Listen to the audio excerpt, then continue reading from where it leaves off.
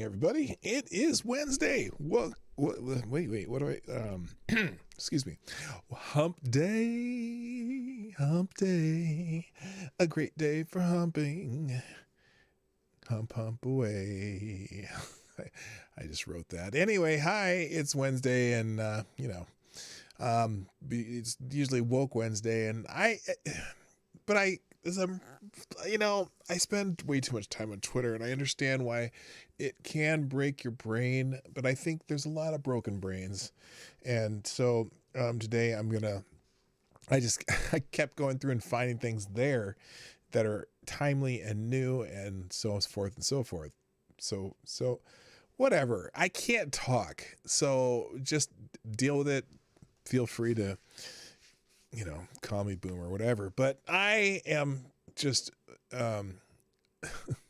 dumbfounded at the stupidity of some people. And so that's what we're going to talk about today, because some people are stupid. And I think they're intentionally stupid. And unfortunately, some of these people are running the country, or at least want to run the country, or at least want us to do things their way. Plus, I spilled some coffee on my keyboard, and I don't know if I get it all out, but we'll see what happens. I got to turn it off and see if I can clean it. But it's hump day, and it's the Morning Night Live, and we're going to have a show like we do every day. So we'll do that and more after the intro. Johnny, play the intro, please. Ladies and gentlemen, coming to you live from the Lucky Dog studio in a hidden location somewhere in the upper Midwest of the United States of America, it's a brother making his own way, but with all the wrong opinions. Welcome to the Morning Night Live with your host, yours truly, PDawgKnight.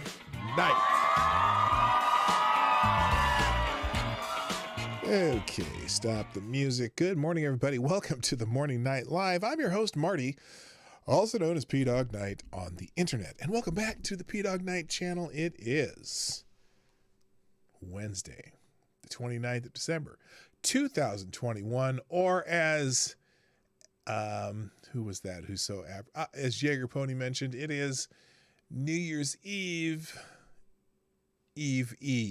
So welcome to the show. And I just, every time I go on Twitter, I find some new stupidity. And so I have to highlight it on this show, even though usually it's a lot of news and stuff. But there's a lot of stupid shit on Twitter today that I just had to get to. And hope you'll bear with me because you're here and you're queer, get used to it. No, wait, that's not how it goes. Okay, you know what I mean. Hello. I'm glad you're here. Let's say good morning to everybody, and then we're going to jump into it, because as is this time of year, I'm running a little late. But I had time to, it's over here. I had time to start a nice warm fire, and haven't turned the lights all on yet. Well, those lights are on, the Christmas lights. See those? Those are really nice. That's a nice, you like our tree? It's a beautiful tree. Okay, it's not real. It's just my green screen, but it's beautiful. I love that back there. That is a nice looking set, I gotta tell you. And so there. Anyway, first in the chat today was Avocados Diablo. Thank you for being here for so bright and early and bright-eyed and bushy-tailed and all that stuff. Also, good morning to my favorite Canadian, Jaeger Pony, who says Happy New Year's Eve. Straight up. Also, good morning, Mike Savage, Blarg. Good morning, Selecta Boy. Yeah, and boy. Good morning, Maddie and Ronan. Right, one after the. Oh no, that's. I see. Well, Maddie and Ronan. I'm not sure where you guys are, but I also saw Higgs here too, who's here from bright sunny Florida. It sounds like you're at your home base. Also, good morning to. Oh no, you're in Orlando. That's not home base. You're little bit farther south and central and so on and so forth. Also, good morning, T-Ball. What's happening? Good morning, Jonathan Peterson. Hello, Willett Forge, Tyre Alexander. Who else? Green Badger Outdoors, the Asian Research Directorate. Trippy Liberties in the house. Good morning. And that's everybody who's in there so far. I'm sure more will wander in as they figure out the stream is going and so on. But thank you, Maddie, for tweeting out the show. I think somebody, let's see, Willett Forge, thank you also. Mr. Scott, who noticed Maddie's tweet, and I'm going to retweet Maddie too while I'm at it. There we go. And so the reason this stream is called Cracked is because I think, how do I describe this? And I'm out of coffee, damn it. I was going to make another cup before the show started, and I didn't get to. Oh, Jesse Leon, what's happening? Anyway, some people's brains are cracked. I think my brain's cracked just reading some of the nonsense. So we're going to look at it. I'm just going to look at some of the craziness, starting with, let's see. Should we start with... Oh, by the way, The View's looking for a new host. If anyone, they're looking for a conservative woman who meets certain criteria, and apparently they had a Fox News star that was up for the View gig, but she refused to get the Fauci juice, so she's no longer in the running for being on the show. Quite lovely young lady, though. We'll get to that in a minute. Good morning, Zombie Teddy. Hand, eye, tongue, eye, hand. I don't know what that means. But anyway, you prefer my cocaine in a powder form, deal will pass. I missed something. Maybe it was something I said. I don't know. So let's start with the first thing that I really wanted to show you today, because by the way, this kind of fits in with Woke Wednesday in a way, but I think perhaps this particular person who is a member of Congress may not quite understand economics. In fact, I replied to this woman because it was strange. It was just a strange thing to say, and I thought maybe she's either stupid, which is highly possible, or she has an intern who runs her Twitter account. But Pramila Jayapal, I think that's how you say her name. Pramila, I call her what do I call her? I used to call her the Boston Madam. You remember Waylon and Madam, the puppet, Madam, the big old, you know what I'm talking about? That's what Pramila Jayapal reminds me of. Anyway, she had the brilliance to tweet out this. Elon Musk made $36 billion in one day, but wants to brag about paying an $11 billion tax bill.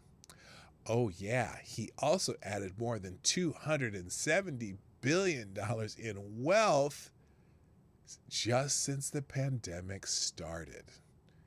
Time for the rich to pay their fair share.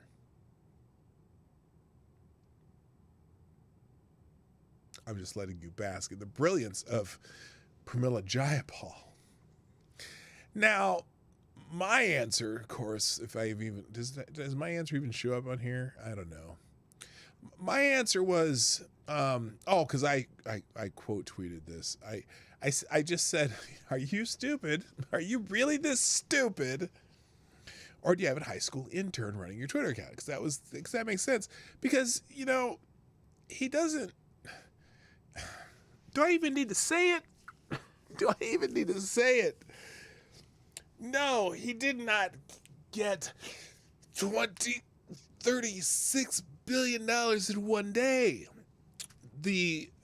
His net worth grew because the value of his stock rose, but that's not like they threw $36 billion in his bank account. He didn't have any more money to show for it the day that his stock went up. You know what I mean? Yeah, he could, only if he liquidated the company.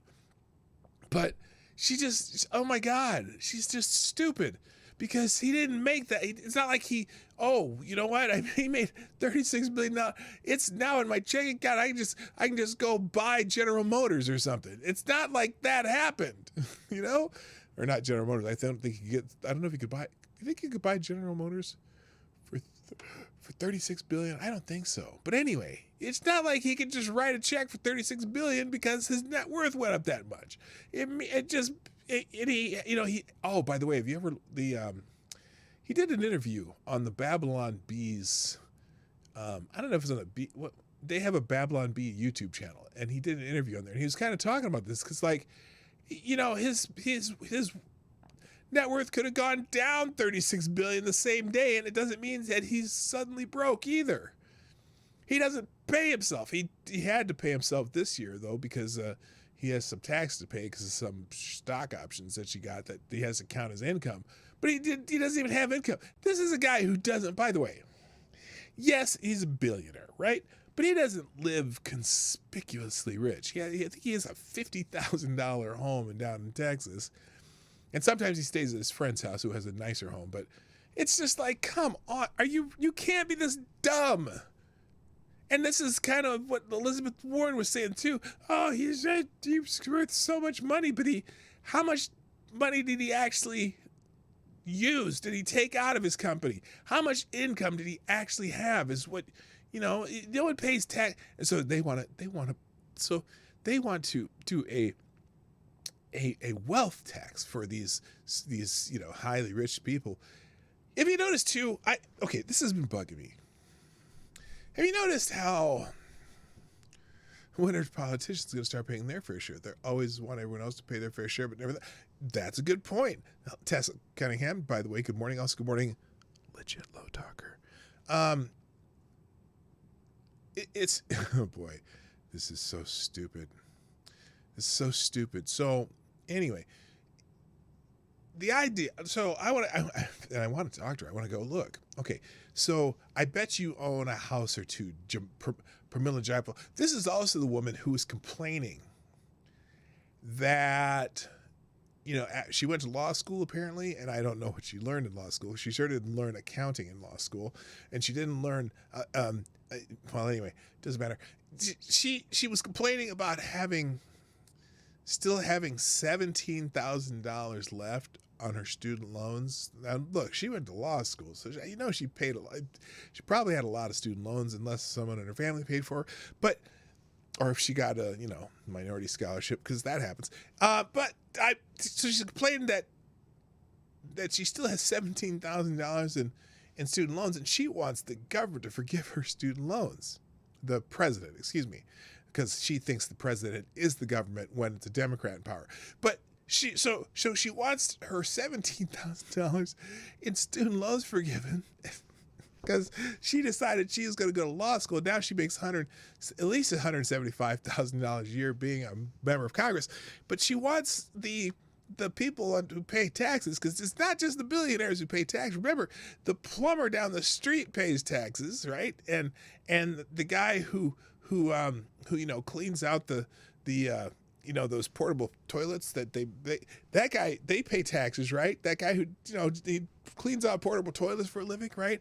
And the guy who drives the bus pays taxes, and the person who drives the snow plows in the winter, like in Minnesota, especially because we get a lot of snow plows, they pay taxes. So you want those people who probably didn't go to college, or maybe they did, or maybe they did. Maybe they went a year of college and didn't finish, but or they just went into, or an electrician who just didn't go to college, who had an apprenticeship program and became an electrician.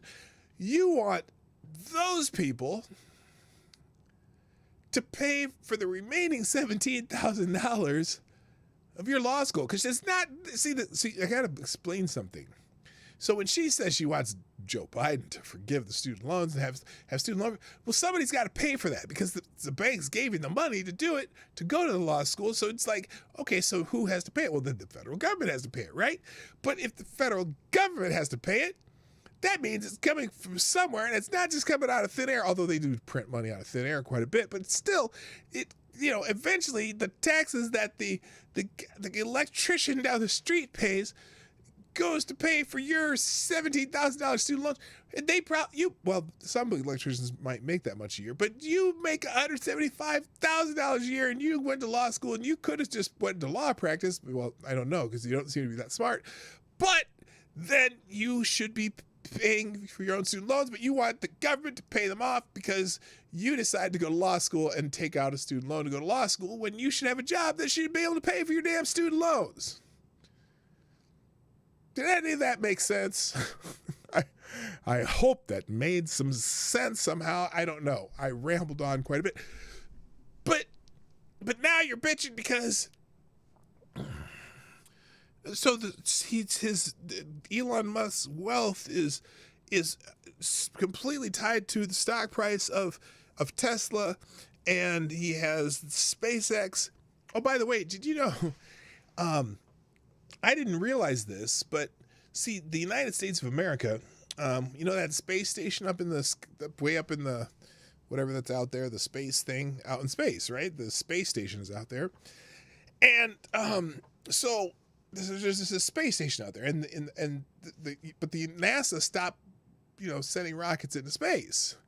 I don't know what we use NASA for anymore, but NASA stopped sending rockets into space, but they have the International Space Station. So here's how the United States got our scientists, astronauts, etc.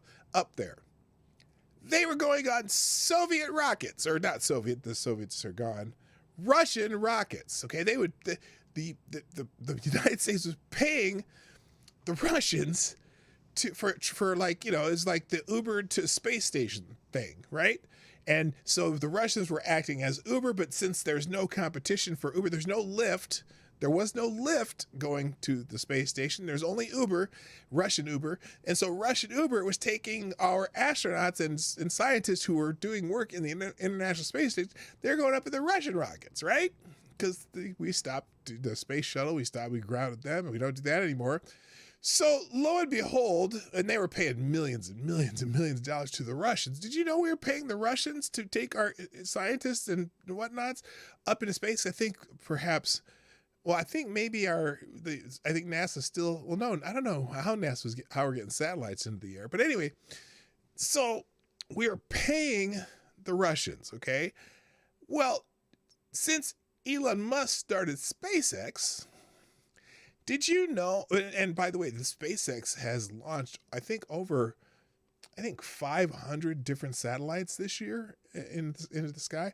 500 satellites. I didn't know they were doing that many missions. But anyway, but now the United States is paying Elon Musk to transport people from the United States up to the International Space Station. And it's at a fraction of the cost that they've been paying the Russians. And because Elon Musk's company, SpaceX, figured out how to reuse those rockets, they take the rocket goes up and the booster falls off, and then the booster comes down and the booster lands on the ground. They figure out how to make the boosters come back and make them reusable. And this bitch is complaining about him paying $11 billion in taxes. I don't get it. But anyway, so his net worth is tied to the value of his company. And, he was saying that because he had this interview with the Babylon Bee. If you go to the Babylon Bee YouTube channel, you can watch the entire interview. And one of the interesting things he was saying is like, he's like, my net, well, it's not like it's not like somebody threw $36 billion into my bank account, because that would have been nice, but it's not like it's just the value of my price. The investors decided that my stock was worth this much and that the company was worth $1 trillion. I told them I don't think it's really worth $1 trillion. This is the first year Tesla's even made a profit. Well, I don't know if it's the first year, but they made a profit, but it's not that much, and he's not paying himself that much. But they said it's worth this much. So yeah, if the company went bankrupt tomorrow, I would go bankrupt.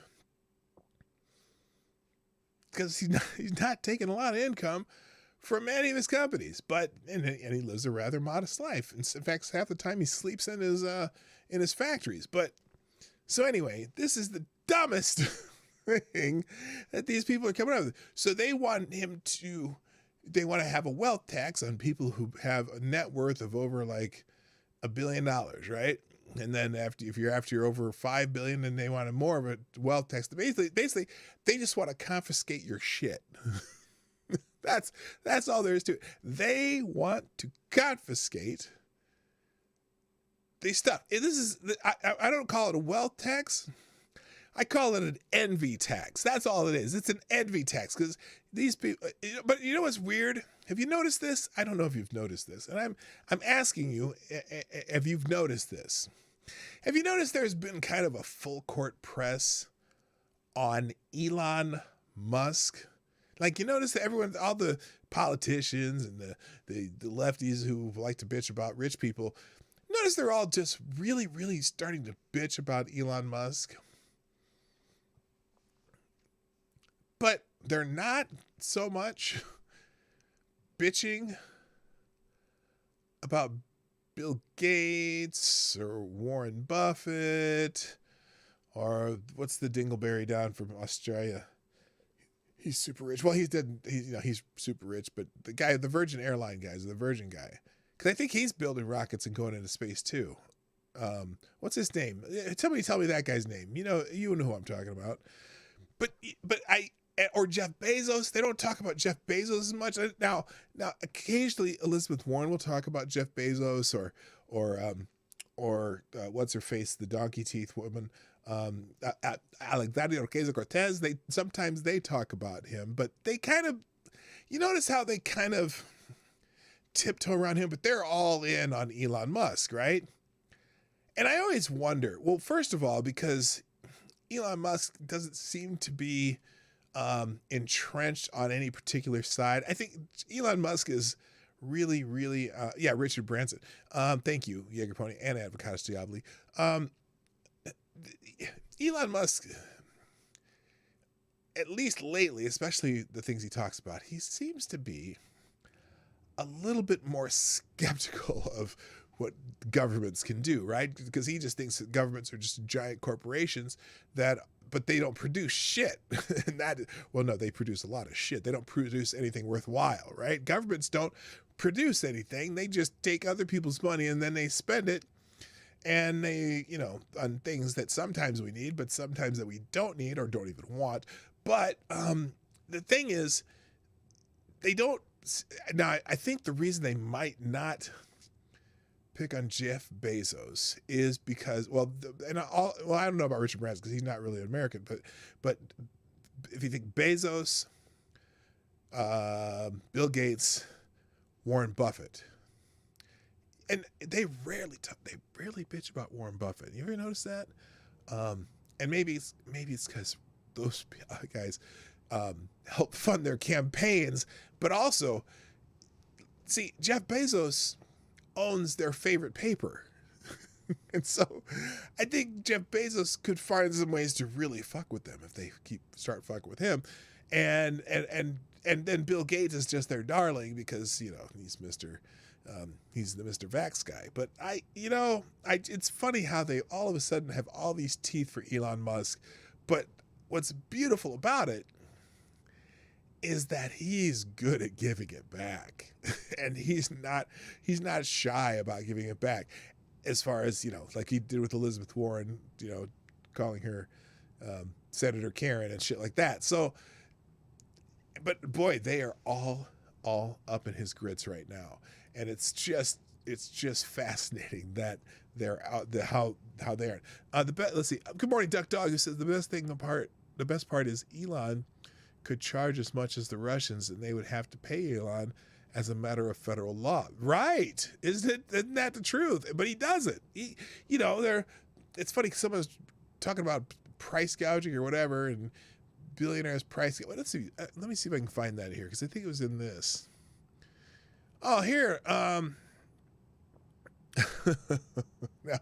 as I just didn't notice this because this changed since I first replied to it. But someone asked, how much do you pay Congressperson Jayapal?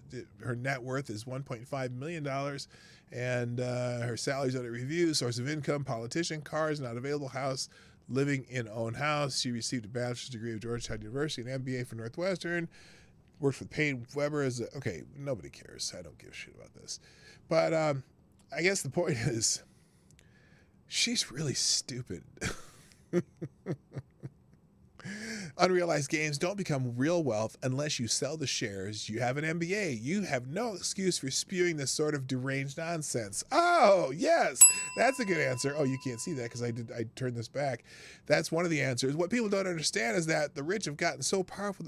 Okay, some of these, let's go have some of the stupid broken brain answers, and some of them are smart answers.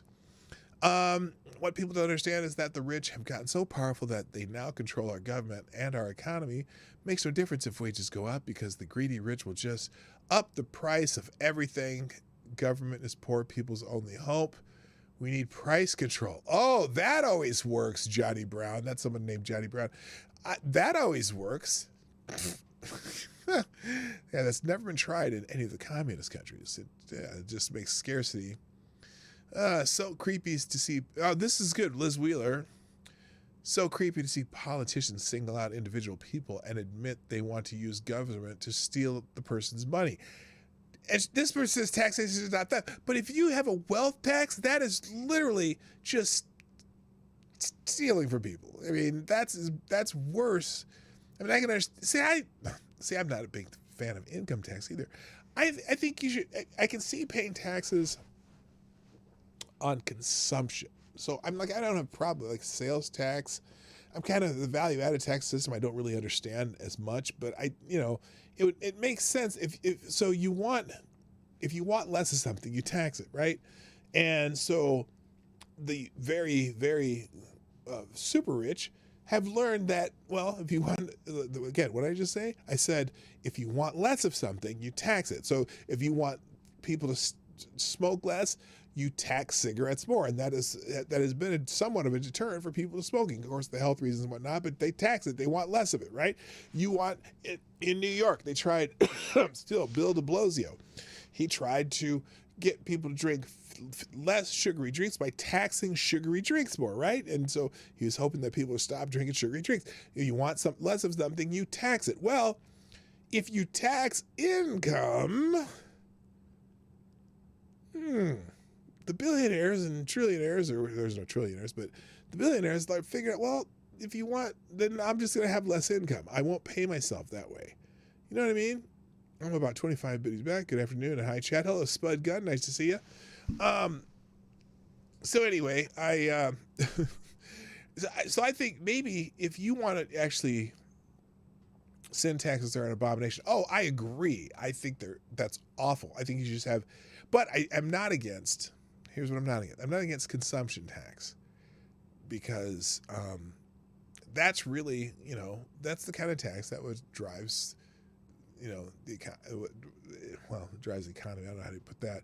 But if you got rid of income tax and had strictly a consumption tax, I think that would make sense. The 999 kind of idea, although that was what's his name? The guy, the Godfather's Pizza guy, Herman Cain, the 999 guy. That was probably a smart idea. You have a flat 9% income tax. Well, you're going to have an income tax. Okay, you'd have a flat 9% income tax. Then you have a 9% sales tax across the board. And just make it all, look, you could do a flat tax of 11% across the board with no deductions, and you'd have probably just as much revenue. You could get rid of the IRS. That would reduce some government spending. Yeah, everyone could do their. All you have to do is calculate on your income. Now, I guess you have the IRS for that, but you could greatly pare down the IRS just to make sure people are calculating their income correctly. And it would simplify everything for everybody. You wouldn't have to screw around with all the freaking doing. If you're like, say you're in the level 4th of a tax bracket, you don't have to figure out every level of your income, because you only take the income up to the first tax bracket, whatever. 10% is easier to figure it out. Sure, whatever, they can figure it out, but just a flat tax. Then you would never have to know if everyone's paying their fair share because it's easy. Everyone's fair share is 10% of their income. That's fair. But, they think the rich should pay more, blah, blah, blah. Well, if you keep giving them, look, who wrote in all the loopholes? The rich didn't write in their own loopholes. They pay, and they can pay super accountants.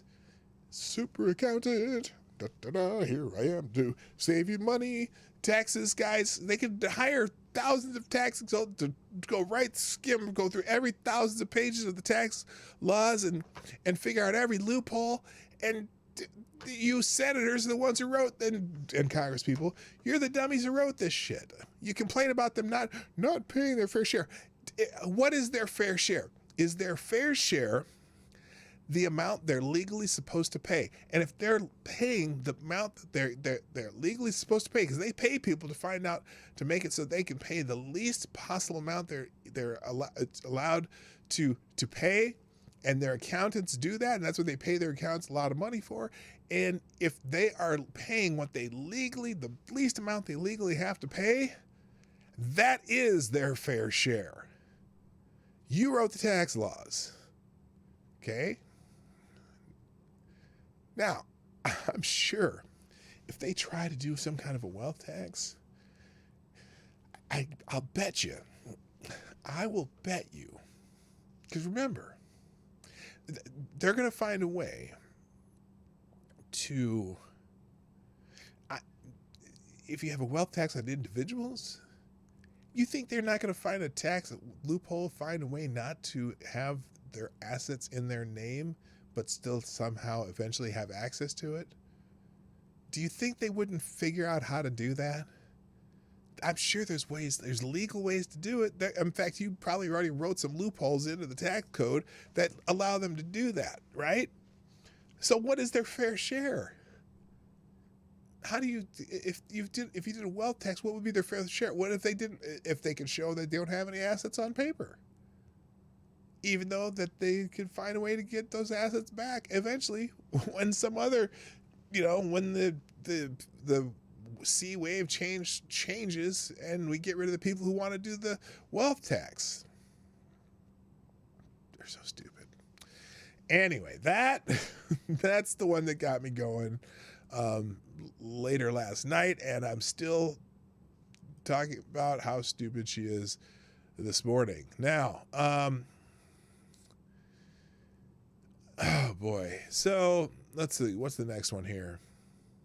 Oh, you might see this going around. I want you to be careful if you see this clip going around, because you got to listen to it carefully, because the person who tweeted this made the mistake that a lot of people are not going to make. So listen to what, what's her face, the Kami Wen, whatever her name is, the doctor or medical advisor for CNN says in this clip, and then let me tell you the mistake that this person who tweeted about it makes. Here you go. Listen to this. Cloth masks are not appropriate for this pandemic. It's not appropriate for Omicron. It was not appropriate for Delta, Alpha, or any of the previous variants either, because we're dealing with something that's airborne. Okay, now listen. Now here's what this person tweeted after hearing that clip, and I'll play it again at the end of this. This new CNN declaration that masks are not appropriate in this pandemic is an Orwellian escalation. Can the media produce amnesia on demand? And will the people cooperate by wiping their own memories? Completely intentional. Ultimate power move. Now, they made a little bit of a mistake when they listened to this, because I caught this. I think I may have understood what she was saying. Listen carefully to what she says again. Cloth masks are not appropriate for this pandemic. It's not appropriate for Omicron. It was not appropriate for Delta, Alpha, or any of the previous variants either, because we're dealing with something that's airborne. Okay, now, note carefully that she said cloth masks. Now it's funny, because I remember distinctly when Dr. Fauci was going back and forth about talking about masks, and then talking about, well, you can wear a double mask and this and that, blah, blah, blah, blah, blah. I know that he said that a cloth mask is better than nothing, and it's really not, and whatever. But she is specifically talking about cloth masks. She believes that everyone should be wearing N95 masks, and she probably would make it mandatory for the entire United States to do what she says, because she's an authoritarian type when it comes to this subject. But don't make this mistake when you see the clip going around. Note she is only talking about cloth masks versus other types of masks. And still people think their cloth masks are protecting them, which they're not. But anyway, and this person, and then someone down here, people are starting to figure out cloth masks, not N95 masks, but they've been saying that forever. Don't conflate the two. Well, actually, no, Dr. Fauci himself said, any kind of covering you could have, maybe you could double mask, maybe you could triple mask, but he never really made the distinction between cloth masks. So anyway, a lot of people are now figuring that out, but she is, she definitely is Minnie Mouse. Oh my gosh, I can't take her. Anyway, and I don't think any man would want to. So anyway, gosh, I'm terrible. All right, so what else? President Biden is tweeting also, and President Biden tweeted this. What day was this? This was yesterday. President Biden tweeted this, and yes, I have an answer for this one too.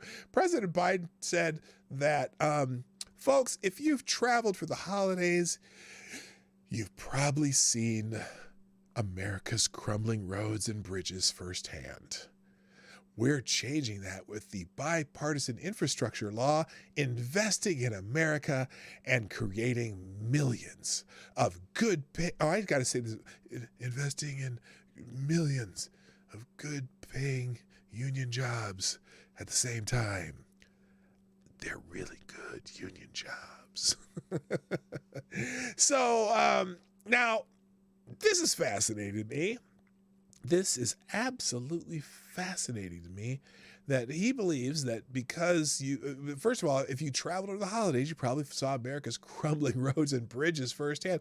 Well, when I'm driving 80 miles an hour down 35 heading to Des Moines and then over to Omaha on 80, I don't spend a whole lot of time looking at the bridges to see if they're crumbling or not. But I got to tell you, look, the roads were really nice.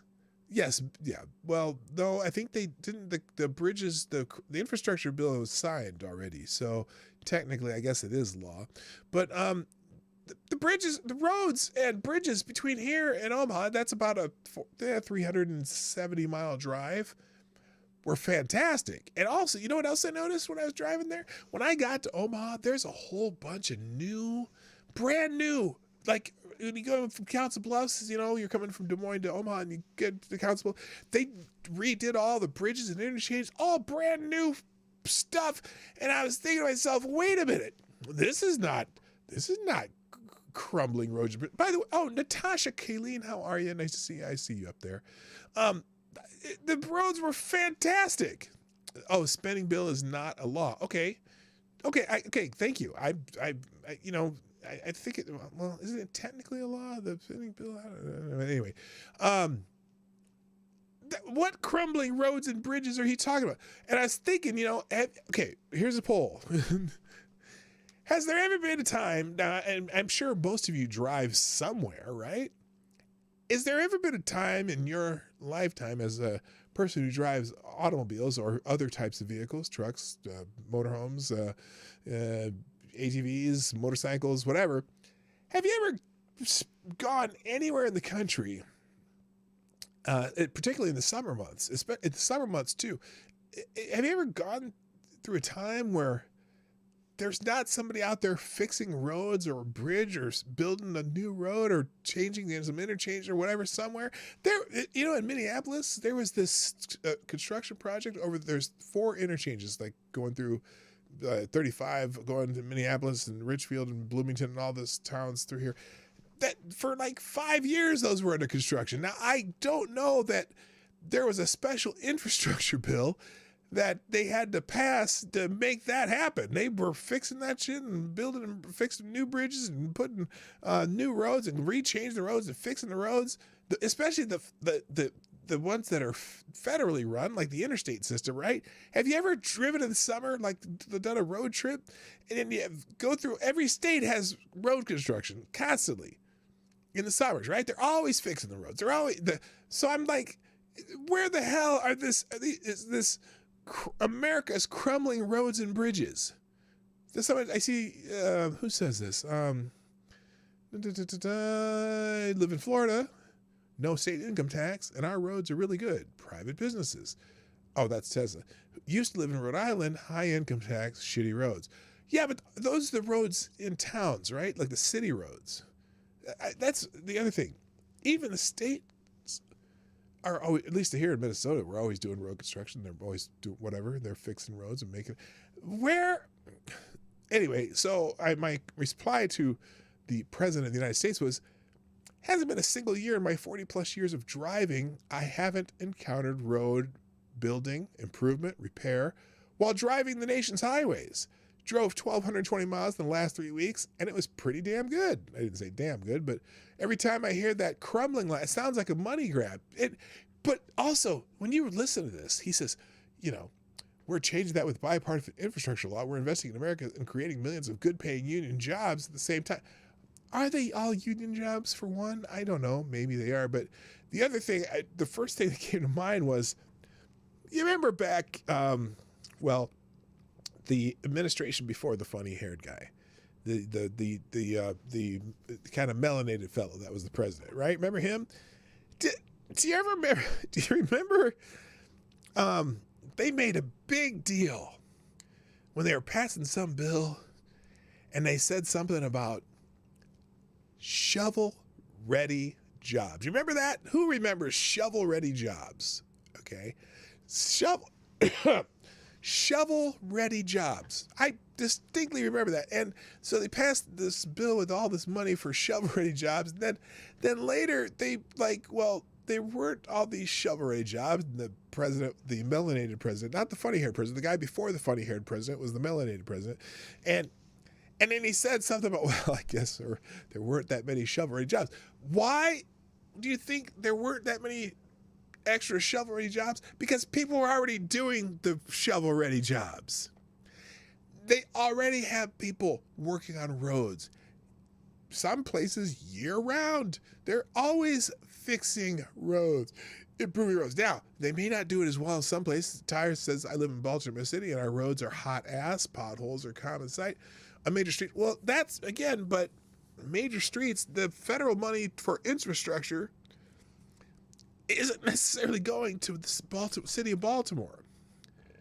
Now, they might do some kind of road grants or some shit, but when the federal government pays money for infrastructure, they're usually talking about infrastructure that is federally,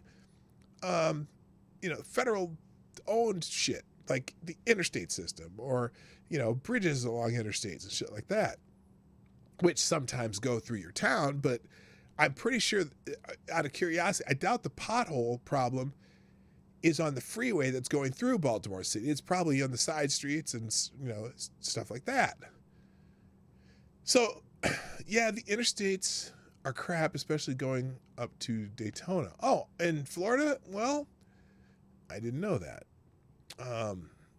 But $2 trillion, that's where they're paying, right? And so it's funny because the account known as Cat Turd, let me see if I can find the old Cat Turd tweet, who said, where is it here? Oh, here it is.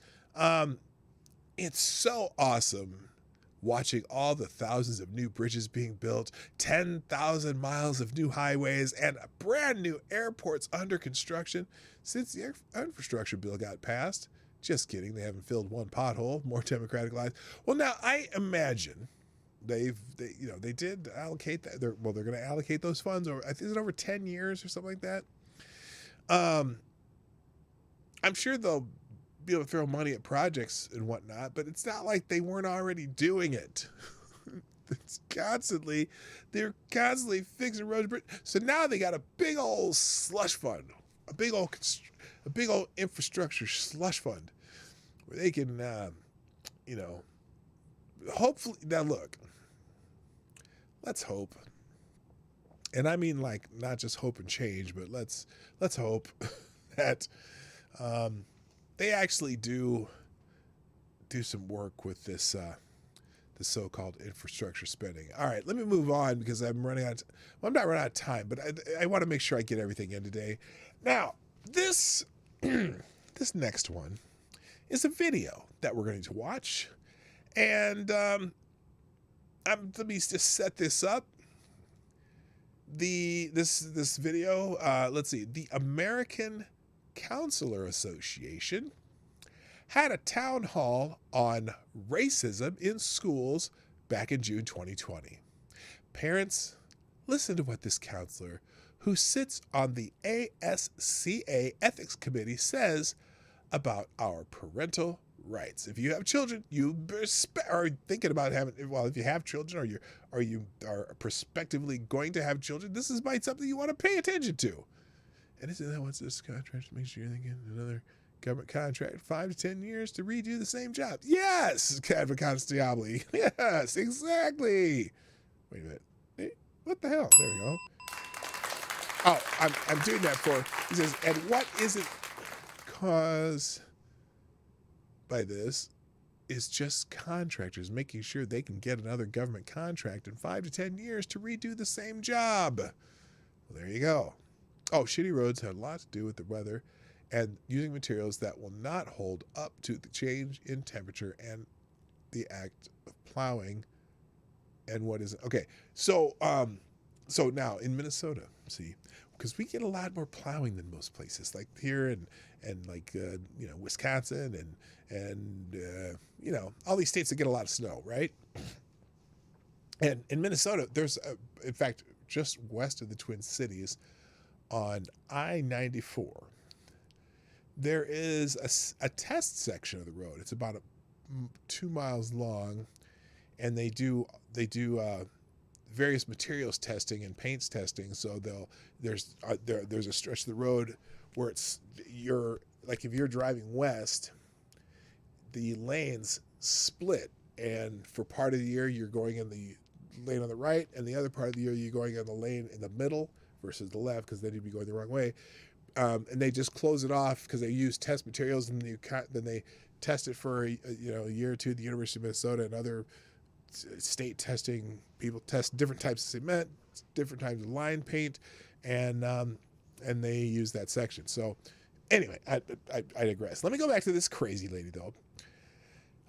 If you have children, or if you maybe have children who are not school age, or you have plan on having children in the future, this is the type of person that you need to be aware of. This lady right here from the American Counselor Association, and what's her name? Does it even say her name? I don't know what her name is, but here she is. Says you have to expand your own personal, multicultural, and social justice awareness. It also says you have to understand how prejudice, privilege, and oppression affects our students of color. Let me just stop right there.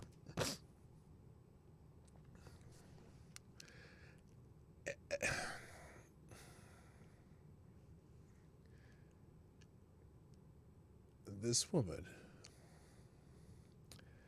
seems to believe we are all fragile infants. Just saying. And when I say we, I mean people of my demographic, but the young people of like the children of my demographic. So, and it's throughout. It starts with our preamble, all students. So the structural racism that's going on in our schools, the systemic barriers. Okay. Whoa. Did you catch that? Did you catch that part when she? Did you understand what she was saying when she said it starts with our preamble, all students? She's saying that all students is part of the structural racism. But I'm gonna run this back because let's start from the beginning again. Says you have to expand your own personal, multicultural, and social justice awareness. Okay. It also that means she's saying that different peoples are incapable in the current system. Is that? At least that's my interpretation. It also says you have to understand how prejudice, privilege, and oppression affects our students of color. Now, I'm curious what she means by oppression. Who is being oppressed and how specifically are they being oppressed? Listen carefully. So, and it's in throughout. It starts with our preamble, all students. So the structural racism that's going on in our schools, the systemic barriers exist. Buzzword, buzzword, buzzword, buzzword, buzzword, buzzword. And what are the systemic barriers? Are you the systemic barrier? Is there a barrier? Now look, I can understand if the school doesn't have the same textbooks for different races. They hand you this textbook for if you have a medium melanin, and they hand you a separate textbook if you have a lot of melanin, and then they send you they send you the right textbook if you lack or the least amount of melanin that you can have to live. So they're giving you different textbooks, because that would be a systemic barrier. If the teacher's teaching out of the book they give the white kids, but they don't teach out of the same book for the black kids, that would be a systemic barrier. But I'm not sure. I just don't think she's talking about that for some reason. I'm just saying. But good morning, Cool Frog, and Zach Osborne, by the way. Show me a school where they don't exist. If the system itself is a barrier for only certain students, I guess I would agree with you. Okay, if that were true, if the system, if all the kids are in the same school,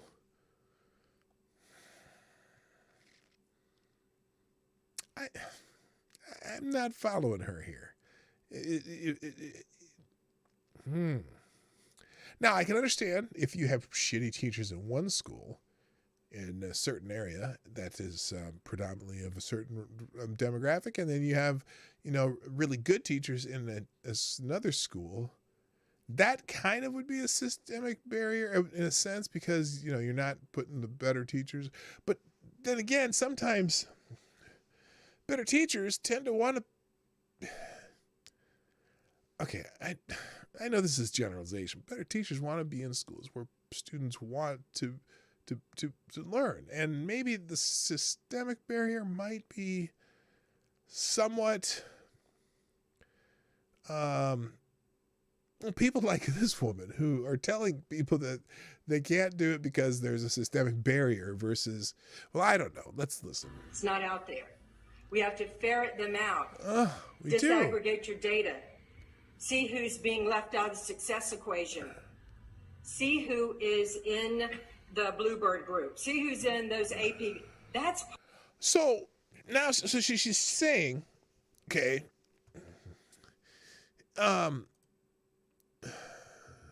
I got this one. So she's saying that because some kids might be in that AP program or whatever, the Bluebird group, I'm assuming that means a gifted group or whatever. Is that because of some characteristic that they have no control over? Because there are a lot of characteristics that you do have control over. You obviously have control over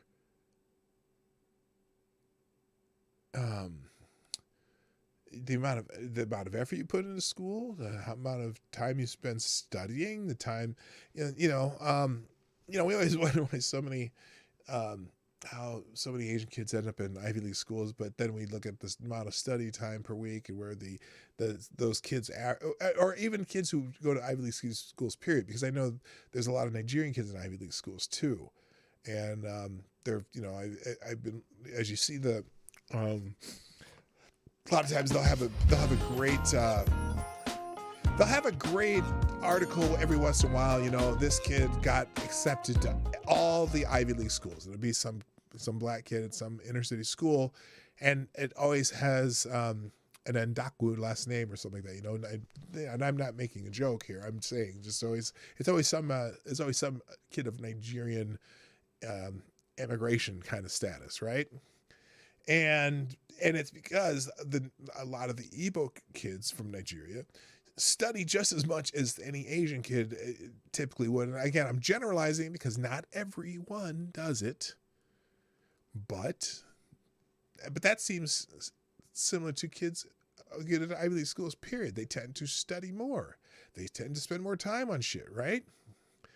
And so it's not like it can't be done. And in fact, because it was cool. The time that was it last year's National Spelling Bee that a young black girl won, and she was actually like an American of African descent, ADOS, American Descent of Slavery or whatever. But that girl probably studies her ass off, you know? Thank you, Hig, by the way, first sponsor today. Hig, you are the new Streamlabs Superstar sponsor of the day. Thank you so much, Hig. Dropping a big bullet in the tip jar, saying the system is riddled with systemic racism. We need more system. Oh, exactly. The system is riddled with systemic racism. We need more system, is what this woman's saying. That's exactly what she's saying. We need more system of systemic racism. Hi, Spud Gun. I don't know if I said hi yet. And also Magic Creation Broadcast. Welcome. Part of our world in which we operate every day, trying to figure out where is the system keeping my students down? Really now? Is it the system that's keeping your students down? And why? Why would it be this? Now, but this lady gets kind of teary-eyed in the end. But how exactly is the system keeping the students down? Does the system have different rules for different demographics of kids? I somehow doubt it. And if it's the system holding kids down because of the demographics, then wouldn't every single kid of that demographic not be able to get ahead in that system? I mean, if it's really that, if it's the system that's causing it, or are there kids, or, you know, I say this all the time, so that people are always talking about how bad the schools are in this area of the country, this area of the country, whatever. And I always ask this question: are there students in this so-called terrible school that your kid is stuck in, that succeeds? Are there any kids in that school that succeed? Are there any kids that, end up getting good grades? Are there any kids that end up going to college? Are there any kids that go to get into, decent schools, good schools, great schools, Ivy League schools? And if your answer is yes, then obviously it's possible. Now, I know that there are schools, like I know that I was reading a report about some schools in the Baltimore area, right? And not a single kid in the entire district passed certain proficiency tests, right? And now I think, okay, there is a serious problem with that school district. But I still wonder, if not one in the entire district did, then they definitely have a problem. That's a school district that needs to be just destroyed and find another way to get the kids educated. But I always wonder too, how often is it that it's not the schools or the teachers? Because the schools have teachers and they have books, and even if a book's outdated, you can still read it, right? You still have to learn how to read, and you still have to learn how to write. And math really doesn't change that much, even if they're doing the stupid Common Core math bullshit, which I hope they stop doing. You still have I mean, math is, and reading and whatever, the things that take to get ahead, if you can learn something from even an outdated book, right? Because it's not about the book, it's learning how to think and how to read. So you can learn to you can learn to read, you can learn basic science, you can learn all sorts of things from old textbooks. So it's not really it's not the textbooks. It's not because the teachers don't care. It's not it's usually the kids themselves and their parents who don't care. They have a culture of not caring. They have a culture of not thinking it's important. They have a culture of believing that it doesn't matter what they do in this situation, no matter how hard they work, they're not going to get anywhere because there's a mindset that says they're never going to get anywhere anyway, and you're never going to amount to shit, so why even bother? That is the problem that far outweighs any so-called systemic problem. The systemic problem is not the school itself. The systemic problem is, dare I say it, the culture of that area. And I will never say black culture, because that's not black culture. It's the culture of an area. It's a regional or area culture. Now, does it permeate areas of concentrated of black people? Well, in some areas, yes. But I'm sure there's some middle-class areas of Atlanta where you can say no. There's, I think of my own high school, which is in the middle of the inner city. No, there was not that culture there. It was a culture of high achievement in that school. Why? It has just, that's the tradition of that school. So, but that's usually, it's not the bad school, it's the bad culture of learning that it permeates from areas where people do not believe that it makes any difference whether or not they do well or not, that they will never get ahead. And if you have this idea, if you constantly pound into people's heads that they're going to be oppressed, which is the word this woman used, when you're oppressed, how do you have hope if you're being oppressed? How do you have motivation if you're just going to be oppressed anyway? That's the problem. Kids who believe they can usually do. I'm going to repeat that. Kids who believe they can usually do. Or at least they'll try. People who don't believe they can usually don't give a fuck. That's the problem. Brought my mother home a single C. She took away my summer. I never brought her home and nothing below a B. Yeah, my parents were teachers, and so I learned to read before I ever got to kindergarten and do basic math. And I got in trouble at school a lot because I was bored. I told that story a while back. And I didn't get a B until my sophomore year in high school. And I was like, oh shit, I'm gonna get in trouble for this one. And my parents, I did get the side eye from my grandmother, and my mother was like, oh, I was wondering when this was gonna happen, because she knew that it would happen eventually. But they weren't happy about it. My dad's like, well, how did that happen? Did you not study? Did you blah, blah, blah, blah? And I'm like, okay, I guess I'm gonna buck up. But that was because my parents had that culture, right? My parents had that was the way I was taught. It's just like, no, you're not coming home with anything, like that. And that's not bad. There's nothing wrong with getting B's. There's nothing wrong with getting C's, A's, B's, and C's. But in some families, that's not allowed. You're gonna feel the brunt of it. And the families that feel the brunt of it or have the higher expectations you have, kids will often live up to your expectations. Now, part of the problem too in the schools is that, you have the culture of people who don't want to learn, right? And the teachers get caught up in that and no longer have expectations. And so that's how they teach. Teachers get excited when you have expectations as kids and they try to live up to them. it's got to be discouraging as hell to be a teacher in a situation where some people just don't give a shit.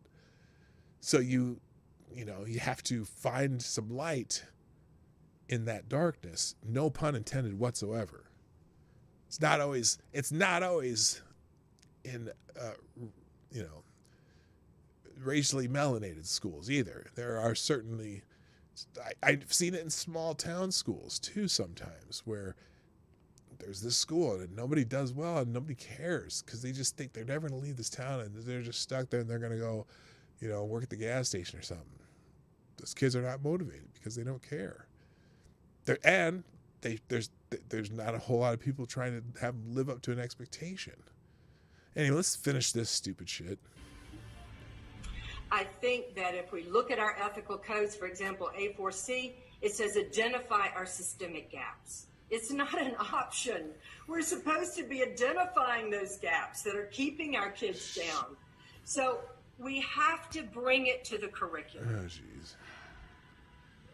You're going to have some parents who are not going to be comfortable. Now, this is the part. Here's the part, though, that's annoying as hell. To the curriculum. You're going to have some parents who are not going to be comfortable. You'll have administrators and students who won't be comfortable. And sad as it is, you'll have counselors who aren't comfortable yet. Comfortable what? Indoctrinated? It is an ethical obligation. Our courts have told us in a couple of court cases that parents don't have a constitutionally protected right to tell a kid, to tell the school what they can teach to a student. What? Say what? The courts have said that parents don't have a constitutional right to tell the schools what they will teach. And that's why you have so many people running for school boards these days. We'll get to that. So we can bring this curriculum. Oh, we can do whatever we want. So when we think about it, we absolutely can't walk back in there in August, business as usual. Oh. Think about the gut punch you felt, how you forgot to breathe. And now she's getting emotional. And imagine that 8-year-old, excuse me, imagine that 8-year-old boy sitting there, how devalued he must feel. And that's why would an 8-year-old kid feel devalued? Now look, I genuinely believe that that person, that woman, really cares. Okay. But I don't, oh Lord, but I don't, I just don't know if,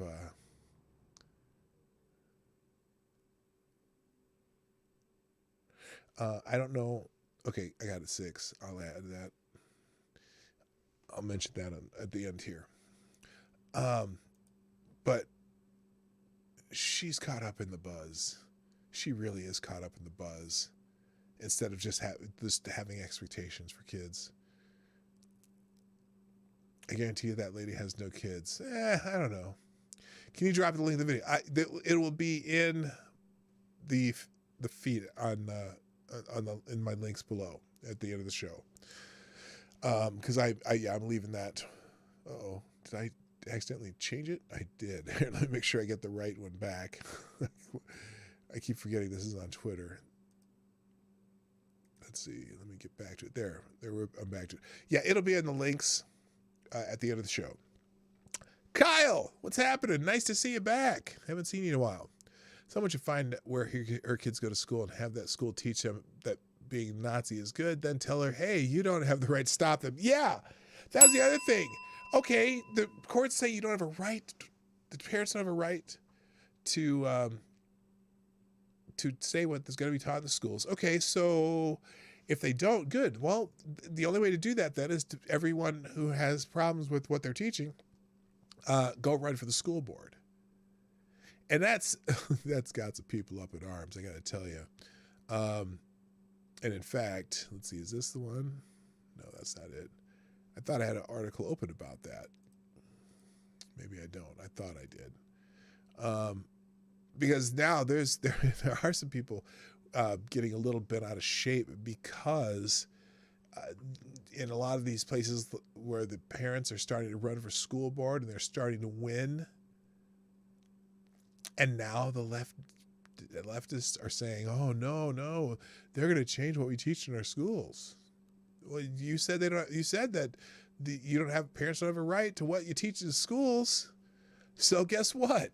The new school board says we're going to teach this. But you can't. Yeah, you have no right to tell the schools what they're going to teach and not teach. So anyway, let me. Oh, here it is. It's a Politico article right here. Here it is.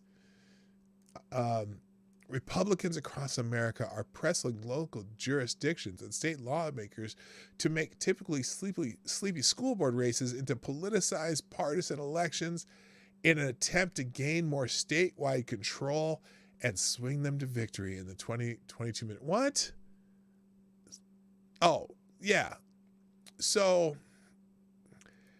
when they say that you should get involved locally, because that's where here, there we go, full screen it. Get involved locally. You don't have to run for national office. Get involved locally if you want to make the change to where you live. So Republicans eye new front in education wars, making school board races partisan. Partisan or sane? Okay.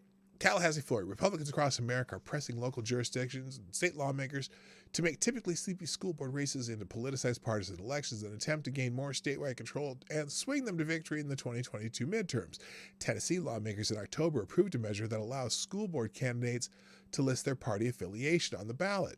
Arizona and Missouri legislators are weighing similar proposals, and GOP lawmakers in Florida will push a measure in an upcoming legislative session that would pave the way for partisan school board races statewide, potentially creating new primary elections that could further inflame the debate about how to teach kids. Well, you keep fighting the parents, so what do the parents do? They start doing shit like this. I don't think school board elections should be partisan, but they're getting to a point where it can kind of tell how things are going to go by what party's in charge, right? Well, there you go. That's what you get. The issue is about to spread to other states. The center-right American Enterprise Institute is urging conservatives to strongly consider allowing partisan affiliations to appear on ballots next to school board candidates' names as part of a broader efforts to boost voter turnout for the contest. A coalition of conservative leaders, including representatives of Heritage Foundation, Manhattan Institute, and Kenneth Marcus, the Education Department Civil Rights Chief under former Secretary Betsy DeVos, have separately called for on-cycle school board elections as part of sweeping efforts to end critical race theory in schools. In Florida, school boards are among the last elected officials who block the policies of Ron DeSantis. If Republicans succeed in pushing the state to strip school board elections of their nonpartisan status and gain more representation on school boards, oh no, they might gain more representation on the school board. Then we won't be able to just do whatever the fuck we want. They could break the last holdouts who regularly defy the governor. Okay. Is that a bug or is that a feature? We're out there trying to elect good conservatives that will follow essentially the governor's mission as it relates to education. Well, if you want your school board to agree with the governor, then you vote for school board members who agree with the governor. That's parental control. That's local control of the school boards. What's funny is they think they own the school boards. They own the schools. It's their job to tell you how they should run things. And when you get to that point where they think they're the ones who are making the decisions rather than you who are electing them to a school board, do you want your school board to reflect your values? is there some, they make it sound like that's wrong. And maybe it's time to look at what you're doing when it comes to that kind of stuff. I mean, I'll leave the article open, but that's, it's like they make it sound like this is a terrible thing. Oh my gosh, they might change our school agenda. They might want to teach our kids just the basics of getting through and learning how to learn and learning how to think instead of telling people what to think. It's amazing. It's amazing. Anyway, you can read the rest of that one if you want. Let's see. Oh, and this jackass, Eric Bollert. So this woman, Stephanie Edmonds, who has a tweet here. It says, "It's really simple. I've been doing it for almost a year now. Just refuse to comply. That's it. It will end when enough of us refuse to comply." And apparently what she's saying is that, let's see. Let me see. Is this a thread? "Just got my second warning, and yet I'm still maskless, and the train is still moving. She walked past 3 more times, and now and said no." Oh, she's doing this on her train. "Also, there's a man on the other side of the car facing me who is now maskless." So apparently, she was on a train, not wearing a mask, and was just waiting for them to comply. Apparently, I know. So this is just someone saying she didn't want a mask, and now, so there's a whole lot of pro and con replies to her tweet. But here's what the only reason I showed this is because of this jackass who says, "Good news is she previously lost her teaching job for refusing to get vaccinated." He's celebrating that. Wow. Whatever. I'll let you make comments on that. All right, in the tabs today, editors picked. I was going to start doing. I'll start a list show tomorrow. I'm going to remove this link, but we're going to start doing the list shows tomorrow. We're going to go through people's different lists that people come up with for the end of the year because they're inevitable. Tomorrow we'll start with campus reforms, 5 outrageous stories of 2021. Let's put that in the folder there, and we'll save that for tomorrow. And then also the Fox News lady that was going to be on The View, the story about her, she got nixed because she won't get vaxxed. That article from the Daily Caller will be in the tabs today. Let's see. We'll save that one for another day. Oh, and just FYI, I think we talked about this already. Joe Rogan's appearance in Vancouver has been canceled. He was supposed to do a big show in a big arena there, and he canceled it because he's not vaccinated, even though he's already had the stupid 19 and survived. Oh my gosh, he survived the stupid 19. I didn't think people did that. But anyway, all right, gang, that's got to be it for today. There we go. Real quick, another sponsor today. Let me get this in, and then we're going to get out of here. Thank you, Black Hebrew Israelite, who says, that's right. Let me get my finger ready here. Another white liberal Karen that's probably childless with a savior complex that spends the majority of their time telling black kids how oppressed they are. Maybe we should have more male teachers that will hold them accountable like everyone else. That's right. Yes, that's definitely worthy, and thank you, Black Hebrew Israelite. I concur. Anyway, I think problem is, men generally don't want to be teachers. There's some that do, but men are off doing things that keep the world working. And I don't mean that as a slam. It's just, there's always these articles, like, that they're in California. I think it goes into effect next year that all boards of directors of every company in California must have a minimum of 50% women, not close to 50% women, but a minimum of 50% women. So if it's 70% women on the board of directors, that's fine, but it cannot be less than 50%. Well, I'm sorry. Okay, so let's say I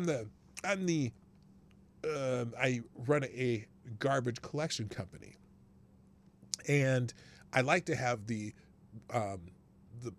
people who come up through the ranks become the officers and so off in the garbage collection company, but 99.9% of my employees are men.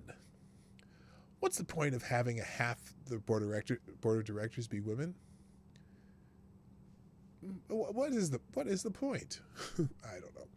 I don't have a problem with women on board of directors, but there's so many professions that women just don't go into, and it's always the highest end things that people want. Well, we must have a female in the officers of this company. Really? How many of your female janitors are female? Do you ever press for 50% of the janitors to be female? Do you ever argue that it should be that way? Do you ever argue that half of the sewer workers should be female? I bet you don't. I bet I've never heard anyone make that argument when it's come to, my equal pay, my equality, women should be able to do everything. Okay. How many are signing up to be, I don't know. What are jobs that men do that women don't do that much? Well, plumbers. How many are signing up for plumbing school? Because men make a hell of a lot of money being plumbers. Men want to be teachers. It's just they get accused of being nonces. Well, and nonces is pedo for those who are not familiar with European jargon. Yeah, maybe. And there are a lot more male teachers. It's interesting. Not a whole lot of men want to be elementary school teachers. I don't know why that is. Is it just something more natural that women lean towards? Just like medicine. More lately, there have been more people when it goes to STEM fields. Okay, men tend to go into STEM fields that relate to objects, i.e., computer science, tech like that, engineering, and women tend to go into STEM fields that tend to be more people or interaction heavy, i.e., medicine, veterinary medicine, things like that. Why is that? There seems to be a natural tendency for women to have more interaction versus objects. Men are more into objects. Go figure. And just to make a bad joke, women, don't yell at me.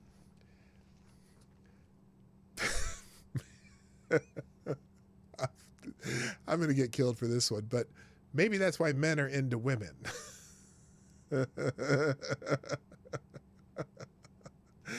Oh, that was a running joke that we had in college. And if you didn't catch it, I'm probably better off that you didn't catch what I just said. Anyway, ladies and gentlemen, time for me to go. I am very, very appreciative of you being here. If you haven't already hit the like button, hit that on your way out the door. Hey, share the stream before, during, after. I didn't do my show today. Share the stream before, during, after the show. If you're watching a replay, put a comment in the comment section so I know that you dropped by. And you can always sponsor the show 24 hours a day at PDawgKnight.live. That's where you can do it during the show. Also, like Hig and Black Hebrew Israelite, or you can do YouTube SuperChats if you don't mind giving. If you don't mind giving Susan 30%, that works too. I'm more than happy to take the rest of it. And there's a couple other ways to sponsor the show down below. Ladies and gentlemen, oh, did anybody catch what I just said? I'm sure you did. A few male teachers, they were good. Like I said, I was unteachable. Oh, well, see, that's not the teacher's fault if you're unteachable. All right. Thanks for being here, everybody. Time for me to go. My name is P. Dawg Knight. And I am out of here. Bye-bye.